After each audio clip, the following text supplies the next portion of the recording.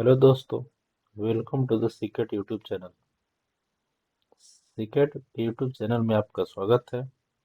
आज हम लोग टैली का अकाउंटिंग जो हम लोग पढ़ रहे थे, अकाउंटिंग में हम लोग सीख चुके थे कि लेजर क्या होता है, कैपिटल क्या होता है, एसेट्स क्या होता है। तो उसी तरह आगे हम लोग सीखेंगे रिसिप्ट्स। रिसिप्ट्स क्या होता है? तो देखिए यहाँ से डिफरेंस लिखा है रिसिप्ट्स।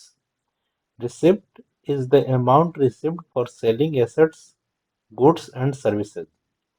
मतलब रिसिप्ट वो अमाउंट होता है जो हम सेल करते हैं कोई संपत्ति या सामान या सर्विस, और उसके बदले में जो अमाउंट आता है वो कहलाता है रिसिप्ट। एक बार और अच्छे से समझ लीजिए।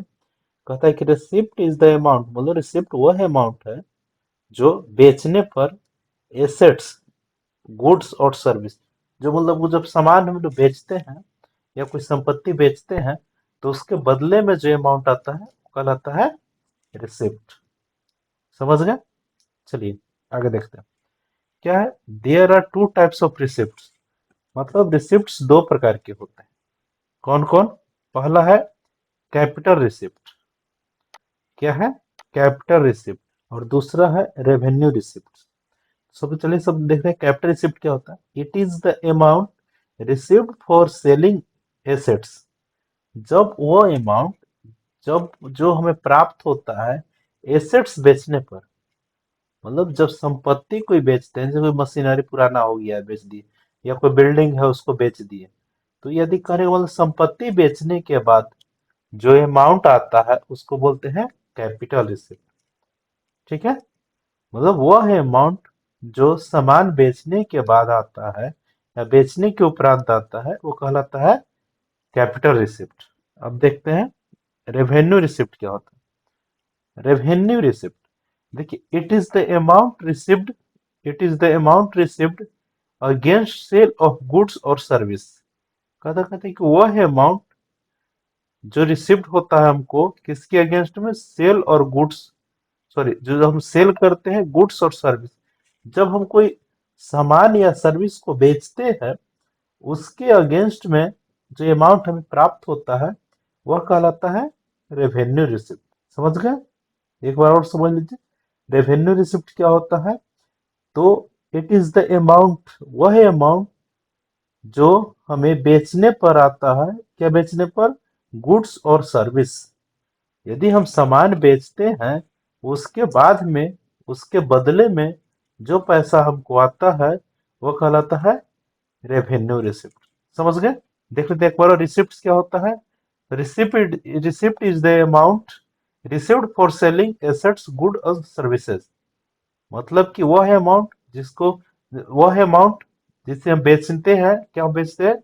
एसेट्स, गुड्स और सर्विस। बेचने पर जो अमाउंट आता है वो कहलाता है receipt. Receipt, there are two types of receipt. Receipt दो प्रकार के होते हैं, एक कैपिटल रिसिप्ट और दूसरा रेवेन्यू रिसिप्ट। कैपिटल रिसिप्ट क्या होता है? तो जब हम लोग कोई कैपिटल को, कोई संपत्ति बेचते हैं उसके बदले में जो अमाउंट आता है वो कहलाता है कैपिटल रिसिप्ट। और जब कोई हम लोग सामान बेचते हैं और सामान के बदले में बेचते हैं उसके बदले में जो अमाउंट आता है वो कहलाता है रेवेन्यू रिसिप्ट। ठीक है? चलिए आगे देखते हैं हम लोग। ध्यान से देखिएगा एक्सपेंडिचर क्या होता है।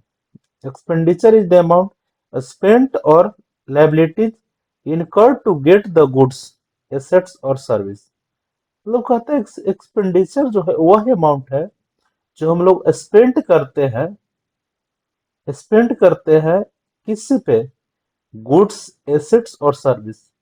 जब हम, वह अमाउंट होता है एक्सपेंडिचर, वह अमाउंट है जब हम कोई सामान या संपत्ति को खरीदते हैं, उस पे पैसा इन्वेस्ट करते हैं, लगाते हैं पैसा उसमें, वो कहलाता है एक्सपेंडिचर।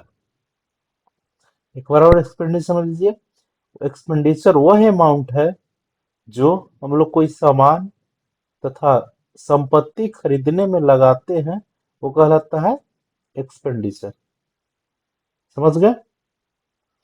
देखिए, there are two types of expenditure. Expenditure कितने प्रकार के होते हैं? दो प्रकार के। कौन कौन? कैपिटल एक्सपेंडिचर और दूसरा होता है रेवेन्यू एक्सपेंडिचर। ठीक है, तो चलिए देखते हैं कैपिटल एक्सपेंडिचर क्या होता है। तो it is the expenditure incurred to acquired assets और improving the existing assets which will increase the earning capacity of the business. कहता है कि it is the expenditure incurred, expenditure जो है वह इनकर्ड करेगा एसेट्स और इम्प्रूविंग द एग्जिस्टिंग एसेट्स। मतलब यदि हम कोई संपत्ति खरीदते हैं, और संपत्ति किस लिए खरीदेंगे, उस बिजनेस को आपको इम्प्रूव करने के लिए, उसको संपत्ति के इंक्रीज करने के लिए, बढ़ाने के लिए, अर्निंग कैपेसिटी को बढ़ाने के लिए जब कोई हम बिजनेस के लिए संपत्ति खरीदते हैं तो कहलाता है कैपिटल एक्सपेंडिचर। समझ गए क्या होता है कैपिटल एक्सपेंडिचर?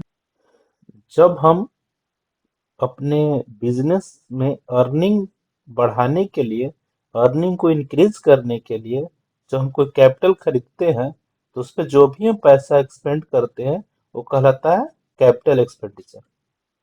ठीक है, अब देखिए रेवेन्यू एक्सपेंडिचर।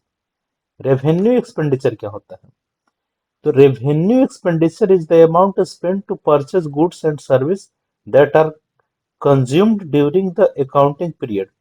कहता है कि रेवेन्यू एक्सपेंडिचर वैसे अमाउंट होता है जो हम लोग गुड्स को खरीदने में जो पैसा एक्सपेंड करते हैं, जो बोले कि सामान यूज करते हैं, आपका लगाते हैं उस पे, वो कहलाता है रेवेन्यू एक्सपेंडिचर। एक बार और समझ लीजिए रेवेन्यू एक्सपेंडिचर क्या होता है। तो रेवेन्यू एक्सपेंडिचर वह अमाउंट होता है जो हम लोग जिस मटेरियल को हम लोग जिस चीज को बेचते हैं हम लोग, जैसे यदि हम बिस्किट बनाते हैं, बिस्किट बेचते हैं, तो उस बिस्किट बनाने के लिए जो जो मटेरियल का उपयोग होता है, उस मटेरियल को खरीदने के लिए जो भी अमाउंट लगता है वो कहलाता है रेवेन्यू एक्सपेंडिचर।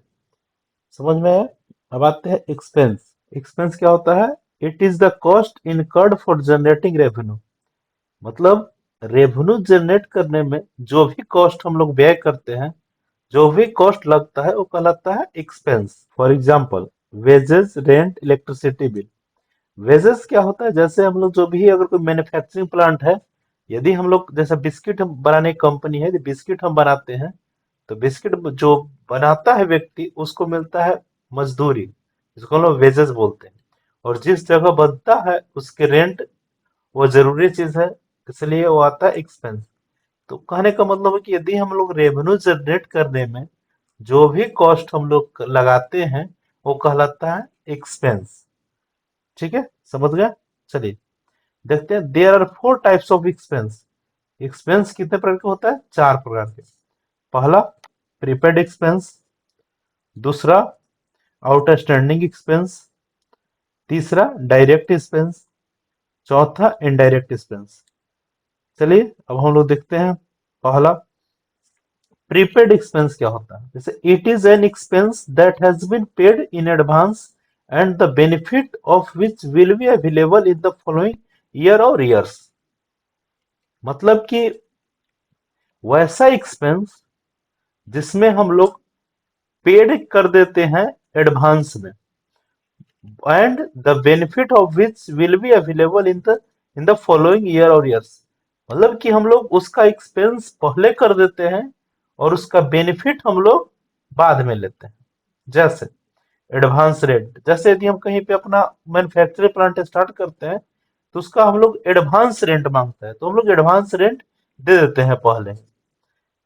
और उसका अब क्या होता है कि अब पहले दे दिया, यदि अब जनवरी मंथ चल रहा है तो हम उसको, अगर 1 फरवरी से हमको स्टार्ट करें तो हम करीब फरवरी पूरे मंथ का उसको हमको देना पड़ेगा। Outstanding expense. It is an expense that has not been paid, but the benefit thereof has already been available. तो सबसे पहले देखिए इसमें क्या होता है आउटस्टैंडिंग एक्सपेंस में। यह ऐसा एक्सपेंस है जिसमें हम लोग इसका बेनिफिट पहले ले लेते हैं, इसका बेनिफिट पहले लेते हैं और पेड करते हैं, पेमेंट करते हैं बाद में। जैसे क्या होता है, हम लोग इलेक्ट्रिसिटी बिल, इलेक्ट्रिसिटी बिल में क्या होता है कि जैसे हम लोग 1 मंथ कंज्यूम कर लेते हैं, बिजली कंज्यूम कर लेते हैं, उसके बाद हम लोग अगले मंथ इसको हम पेमेंट करते हैं। तो मतलब आउटस्टैंडिंग एक्सपेंस वह एक्सपेंस होता है जिसमें हम लोग बेनिफिट पहले कर ले लेते हैं, उसको पेमेंट करते हैं हम लोग बाद में। मतलब कि वो खर्च करते हैं, एक्सपेंस करते हैं बाद में, वो कहलाता है आउटस्टैंडिंग एक्सपेंस। ठीक है, चलिए हम लोग तीसरा देखते हैं। चलिए आगे देखते हैं, डायरेक्ट एक्सपेंस। डिफिनेशन पढ़ लीजिएगा पहले ध्यान से अच्छे से। Direct expenses are directly related to the production of the product. मतलब देखिए नाम से ही पता चलता है डायरेक्ट एक्सपेंस। मतलब डायरेक्ट एक्सपेंस वह एक्सपेंस होता है जो direct related to production of the product. मतलब कहने मतलब प्रोडक्ट जो हम बनाते हैं उसके प्रोडक्शन से रिलेटेड होता है एक्सपेंस, जो रिलेटेड खर्च होता है वो कहलाता है डायरेक्ट एक्सपेंस। जैसे वेजेस, जैसे हम लोग बताए थे कि जैसे जो प्रोडक्ट बनता है हमको बनाने में जो भी व्यक्ति लगता है उसको हम देते हैं वेजेस, तो वह जरूरी डायरेक्ट प्रोडक्शन से है तो उसको वेज से हो गया। फैक्ट्री का रेंट, कहने का मतलब जहाँ पे हमारा प्रोडक्ट बन रहा है उस जगह का रेंट होता है direct expense. Cost of raw material, कहने का मतलब कि जो रॉ मटेरियल होता है, जैसे जो हम लोग जिस जो चीज यदि हम बिस्किट बना रहे हैं तो बिस्किट बनाने के लिए जो भी मैदा आएगा, चीनी आएगा, वो सब रॉ मटेरियल है, तो वो सब है, सभी आएगा डायरेक्ट एक्सपेंसेस के अंतर्गत। फ्यूल, जैसे वहां पे यदि हम कुछ जनरेटर वगैरह चलाते हैं तो उसमें जो भी फ्यूल लगेगा वो होगा डायरेक्ट एक्सपेंसेस। समझ गए? मतलब सिंपल सा है कि जो डायरेक्ट आपका प्रोडक्शन से रिलेटेड होता है, जो प्रोडक्ट के प्रोडक्शन से रिलेटेड होता है वो कहलाता है डायरेक्ट एक्सपेंसेस। ठीक है, चलिए indirect expense. Indirect expense are not directly related to the production of the product. जैसे मैं कहने मतलब वह एक्सपेंस जो प्रोडक्ट के प्रोडक्शन से डायरेक्ट रिलेटेड नहीं हो उसको बोलते हैं इनडायरेक्ट एक्सपेंसेस। तो सोचिए, अब कहने का मतलब कौन ऐसी चीज है जो जो जिस प्रोडक्ट को हम बेचते हैं उसके बनाने में उसका जिक्र डायरेक्ट रूप से नहीं हो, उसको बोलते हैं इनडायरेक्ट। जैसे सैलरी, सैलरी की जैसे हम उसमें हम लोग डायरेक्ट एक्सपेंस में देखे थे वेजेस। वेजेस उसको होता है जो मजदूरी प्राप्त करता है, और इन सैलरी होता है जो ऑफिस में काम करता है। तो यदि हम लोग प्रोडक्शन के अलावा हमारा कहीं पे ऑफिस है तो उसका जो भी जितने भी एम्प्लॉय काम करते हैं उसको जो पेमेंट, उन सभी को सैलरी मिलता है, तो वो सैलरी होता है इनडायरेक्ट एक्सपेंसेस। अब उस ऑफिस में जो भी टेलीफोन रहेगा उसका बिल्स आएगा, वो आ जाएगा इंडेक्स, क्योंकि वो चीज जरूरी नहीं है। यदि वहां पे नहीं भी लोग रह के, वहां पे नहीं भी इलेक्ट्रिसिटी रहेगा तो हमारा प्रोडक्शन कम नहीं होगा। प्रिंटिंग, जैसे हम लोग जो भी अगर जो मटेरियल हमारा बन रहा है उसको बेचने के लिए जो हम लोग प्रिंटिंग प्रेस से प्रिंट करा के प्रचार कराएंगे वो होगा इंडायरेक्ट, क्योंकि वो जरूरी नहीं है प्रोडक्शन से। तो सिंपल से यदि समझिए तो जो प्रोडक्ट के प्रोडक्शन से डायरेक्ट रिलेटेड नहीं हो उसको बोलते हैं हम लोग इनडायरेक्ट एक्सपेंसेस, और जो प्रोडक्ट के प्रोडक्शन से डायरेक्ट रिलेटेड हो उसको बोलते हैं हम लोग डायरेक्ट एक्सपेंसेस। ठीक है, समझ गए? चलिए अब इस वीडियो में बस इतना ही। अब नेक्स्ट अगले वीडियो में आगे बताएंगे हम लोग इनकम क्या होता है, उसके अलावा और भी चीज रहेगा, इसमें ध्यान रखिएगा। और इसमें अगर जो नए हैं इस चैनल को सब्सक्राइब कर लीजिएगा। विशेष जानकारी के लिए हमारे मोबाइल नंबर पर या इस वीडियो के कमेंट में कमेंट करके बता सकते हैं। थैंक यू, धन्यवाद।